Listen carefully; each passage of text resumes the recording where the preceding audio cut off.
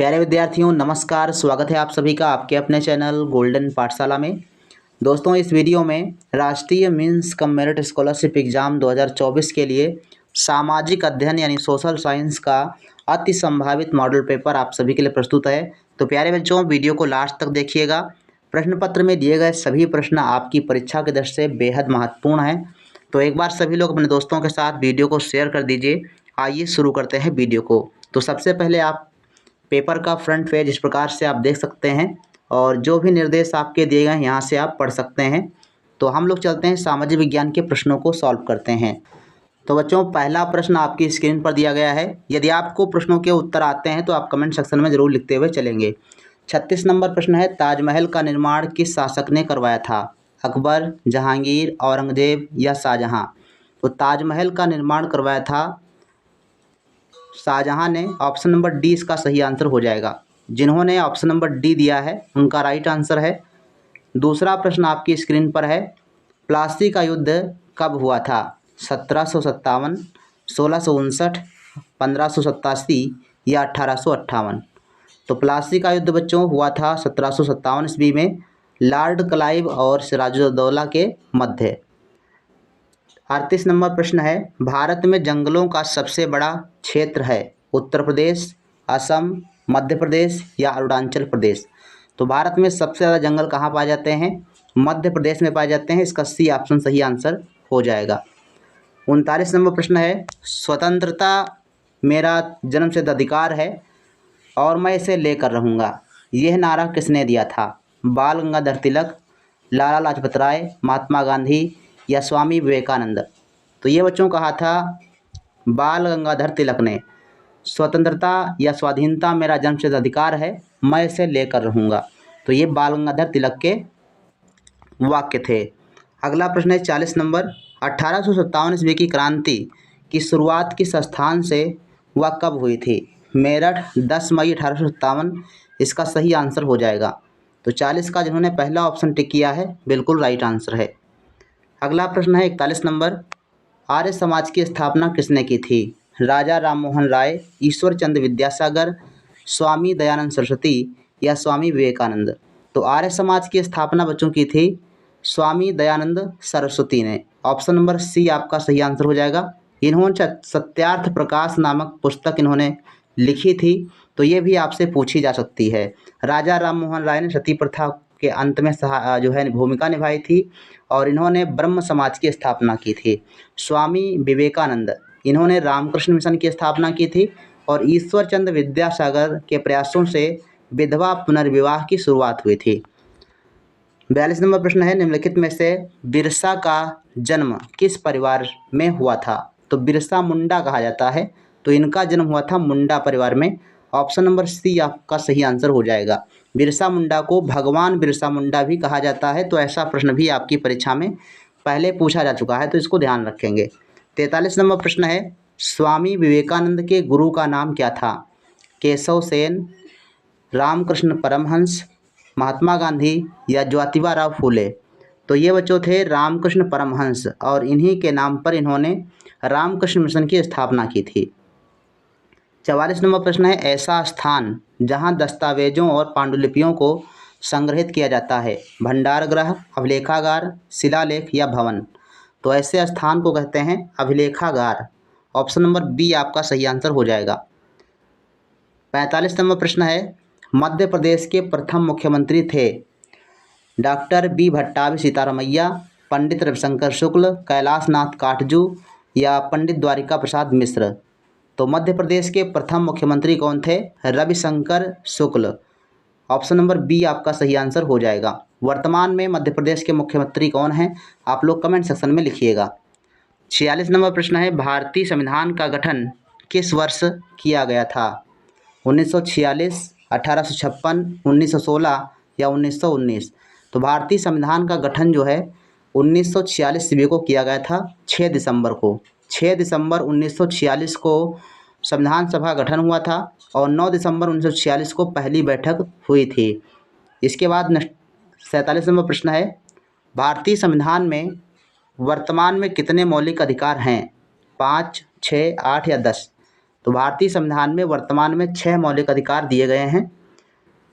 Option number B आपका सही answer हो जाएगा। इसके अलावा अगर कर्तव्यों की बात करेंगे तो 11 मौलिक कर्तव्य दिए गए हैं। 8 नंबर क्वेश्चन है, कई पार्टियों से बनी सरकार कहलाती है गठबंधन सरकार, राज्यपाल, विपक्ष सरकार या कोई नहीं। तो कई पार्टियों से मिलकर बनी सरकार क्या कहलाती है? गठबंधन सरकार कहलाती है। ऑप्शन नंबर ए इसका सही आंसर हो जाएगा। 49 नंबर प्रश्न है, कार्यपालिका प्रमुख होता है, कार्यपालिका का प्रमुख कौन होता है? मुख्यमंत्री, विधायक, सांसद या सरकार? तो कार्यपालिका का जो प्रमुख होता है वो मुख्यमंत्री होता है। ऑप्शन नंबर ए सही आंसर हो जाएगा। 50 नंबर प्रश्न कहता है कि विधानसभा सदस्य कहलाते हैं, तो विधानसभा के सदस्य क्या कहलाते हैं? सांसद, राज्यपाल, सचिव या विधायक? तो विधानसभा राज्य में होती है और राज्य में जो विधानसभा का सदस्य होता है वो विधायक कहलाता है। ऑप्शन नंबर डी आपका राइट आंसर हो जाएगा। 51 नंबर प्रश्न है, भारतीय न्यायालय अदालतों को कितने स्तर में बांटा गया है? 4, 3, 2 या 5? तो भारतीय न्यायालयों को 4 भागों में बांटा गया है। ऑप्शन नंबर ए आपका सही आंसर हो जाएगा। 52 नंबर प्रश्न है, विश्वविख्यात खजुराहो के मंदिर मध्य प्रदेश के किस जिले में हैं? छतरपुर, ग्वालियर, भोपाल या उज्जैन? तो खजुराहो के मंदिर जो है वो मध्य प्रदेश में कहाँ पाए जाते हैं? तो ये छतरपुर जिले में स्थित हैं। ऑप्शन नंबर ए आपका सही आंसर हो जाएगा। 53 नंबर प्रश्न है, पृथ्वी के कुल क्षेत्रफल का कितने % भाग भूमि है यानी स्थल है? 20%, 30%, 40% या 70%? तो हम सभी को पता है कि पृथ्वी पर जो है 71% जल होता है ना। तो यहाँ पर आपका 30% हो जाएगा, 30% आपका स्थल पाया जाता है। बी ऑप्शन सही है। 54 नंबर प्रश्न है, पर्यावरण का घटक कौन सा है? स्थलमंडल, वायुमंडल या जलमंडल? तो पर्यावरण का घटक हो जाएगा ये सभी। ऑप्शन नंबर डी सही है।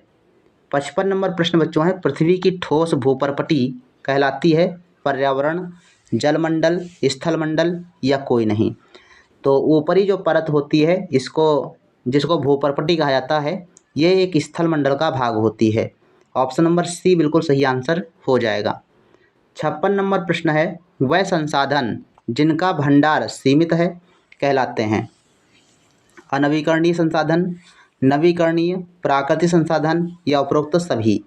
तो ऐसे संसाधन जिनका भंडार सीमित है, ऑप्शन नंबर ए सही हो जाएगा, अनवीकरणीय संसाधन कहलाते हैं। क्वेश्चन नंबर 57 है, सेल के प्रकार हैं। सेल कितने प्रकार के होते हैं? 5, 2, 4 या 3? तो सेल बच्चों होते हैं ये 3 प्रकार की सेलें होती हैं। ऑप्शन नंबर डी सही आंसर हो जाएगा। जैसे आपका आग्नेय सेल, कायांतरित सेल, अवसादी सेल।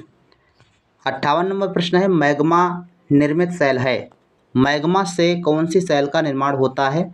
अवसादी, कायांतरित या आग्नेय या कोई नहीं? तो मैग्मा जब ठंडा होता है तो उससे आग्नेय सेलों का निर्माण होता है। ऑप्शन नंबर सी आपका राइट आंसर हो जाएगा। 59 नंबर प्रश्न है, छत्रक सेल पाई जाती है रेगिस्तान में, हिमनद में, नदी घाटी में या कोई नहीं? तो छत्रक सेलों का निर्माण जो है रेगिस्तानी इलाकों में होता है। ऑप्शन नंबर ए इसका सही आंसर हो जाएगा। 60 नंबर प्रश्न कहता है कि वह स्थान जहां भूकंप आरंभ होता है क्या कहलाता है? उद्गम केंद्र, अधिकेंद्र, ज्वालामुखी या ये सभी? तो वह स्थान जहां पर भूकंप आरंभ होता है वो उद्गम केंद्र कहलाता है। पहला ऑप्शन जिन बच्चों ने सही आंसर दिया है उनका सही है। एक बार सभी लोग वीडियो को लाइक कर दीजिए और चैनल को अगर नए हों तो चैनल को सब्सक्राइब कर लीजिए और वीडियो को अपने दोस्तों के साथ शेयर कर दीजिए। 61 नंबर प्रश्न है, भूकंपीय तरंगे हैं पी तरंगे, एस तरंगे, एल तरंगे या ये सभी? तो भूकंपीय तरंगे होती हैं ये सभी। डी ऑप्शन आपका सही आंसर हो जाएगा। इन सभी प्रकार की तरंगे भूकंपीय तरंगे होती हैं। 62 नंबर प्रश्न है, भूकंप का मापन किया जाता है निक्षेपण द्वारा, भूकंप लेखी द्वारा, ज्वालामुखी द्वारा या कोई नहीं? तो भूकंप मापने के लिए भूकंप लेखी होता है। ऑप्शन नंबर बी आपका राइट आंसर हो जाएगा। 63 नंबर प्रश्न है, वायुमंडल में सर्वाधिक पाई जाने वाली गैस कौन सी है? ओजोन, ऑक्सीजन, आर्गन या नाइट्रोजन? तो वायुमंडल में सबसे ज़्यादा गैस पाई जाती है नाइट्रोजन। ऑप्शन नंबर डी आपका राइट आंसर हो जाएगा। 64 नंबर प्रश्न है, विश्व की मुख्य खाद्य फसल कौन सी है? गेहूँ, मक्का, चावल या कपास? तो मुख्य रूप से अगर खाद्य फसलों की बात करें तो आपका हो जाता है चावल। चावल जो है सबसे ज़्यादा खाया जाता है। ऑप्शन नंबर सी आपका राइट आंसर हो जाएगा। 65 नंबर प्रश्न है, कृषि किस प्रकार की आर्थिक क्रिया है? प्राथमिक, द्वितीयक, तृतीयक या ये सभी? तो कृषि कार्य जो है ये आपका प्राथमिक क्रिया के अंतर्गत आएगा। ऑप्शन नंबर ए सही हो जाएगा। प्राथमिक क्रिया में वे क्रियाएं आती हैं जो हम प्रकृति का दोहन डायरेक्ट करते हैं, जैसे कृषि करना, पशुपालन करना या उत्खनन करना, ये प्राथमिक क्रियाएं होती हैं। द्वितीय क्रियाओं में आपका विनिर्माण क्षेत्र आता है, जैसे उद्योग धंधे, फैक्ट्रियाँ, इन सभी जो में कार्य जो होता है वो आपका विनिर्माण कार्य के अंतर्गत आता है, जिन्हें द्वितीय क्षेत्र की क्रियाएं कहलाती हैं। ठीक है। तृतीय क्षेत्र में सेवा क्षेत्र होता है, जैसे कि कोई जॉब कर रहे हो या दुकान आपके पास है, तो ऐसी क्रियाएं आपकी तृतीय क्षेत्र में आती हैं। क्वेश्चन नंबर 66 है, मराठा साम्राज्य का अंतिम पेशवा कौन था? बाजीराव विश्वनाथ, बाजीराव प्रथम, बाजीराव द्वितीय या शिवाजी महाराज? तो अंतिम पेशवा थे बाजीराव द्वितीय। सी ऑप्शन आपका सही आंसर हो जाएगा। अगला प्रश्न है 67 नंबर, स्थायी बंदोबस्त की शुरुआत किसके द्वारा की गई थी?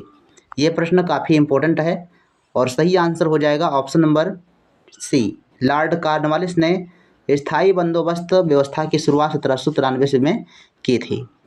68 नंबर प्रश्न है, इंडियन नेशनल कांग्रेस के पहले सत्र की अध्यक्षता किसके द्वारा की गई थी? सुरेंद्र नाथ बंदोपाध्याय, व्योमेश चंद्र बनर्जी, रास बिहारी बोस या दादा भाई नौरोजी? तो व्योमेश चंद्र बनर्जी, इनकी अध्यक्षता में सबसे पहली जो है बैठक हुई थी, सबसे पहला अधिवेशन हुआ था। और ये कब हुआ था? तो 1885 ईस्वी में भारतीय राष्ट्रीय कांग्रेस की स्थापना हुई थी और सबसे पहले अध्यक्ष व्योमेश चंद्र बनर्जी को बनाया गया था और इसकी स्थापना ए.ओ. ह्यूम ने की थी। किसने की थी? ए.ओ. ह्यूम ने इसकी स्थापना की थी, ध्यान रखेंगे। और कहाँ पर की थी? तो मुंबई में। 69 नंबर प्रश्न है, दोहरी शासन व्यवस्था को किस वर्ष समाप्त किया गया था? इसको द्वैध शासन प्रणाली भी कहते हैं। तो द्वैध शासन प्रणाली की समाप्त जो है कब किया गया था? 1765, 1773, 72 या फिर 1776? तो वारेन हेस्टिंग्स उस समय गवर्नर जनरल थे और उन्होंने 1772 ईस्वी में दोहरी शासन व्यवस्था को समाप्त किया था। 70 नंबर प्रश्न है, महालवाड़ी व्यवस्था भारत के कौन से हिस्सों में प्रारंभ की गई थी? पूर्वी भारत, दक्षिण भारत और पश्चिमी भारत या उत्तर और पश्चिम भारत या पंजाब? तो किस क्षेत्र में महालवाड़ी व्यवस्था की शुरुआत की गई थी? तो महालवाड़ी व्यवस्था जो है ये उत्तर और उत्तर पश्चिम भारत में जो है शुरुआत किया गया था। ऑप्शन नंबर सी इसका सही आंसर हो जाएगा। तो ये बच्चों आपके रहे 35 प्रश्न और इन 35 प्रश्नों में से आपके कितने क्वेश्चन सही हुए हैं आप लोग कमेंट सेक्शन में ज़रूर लिखिएगा। तो ये प्रश्न जो है आपकी परीक्षा की दृष्टि से बेहद महत्वपूर्ण है, तो सभी लोग अपने दोस्तों के साथ वीडियो को शेयर कर दीजिए, ज़्यादा से ज़्यादा शेयर कीजिए ताकि सही बच्चों को लाभ हो सके। और आगे आने वाली जो भी क्लासेज हैं उनको आप ज़रूर करिएगा। मिलते हैं फिर नेक्स्ट क्लास में, तब तक के लिए धन्यवाद। जय हिंद, वंदे मातरम।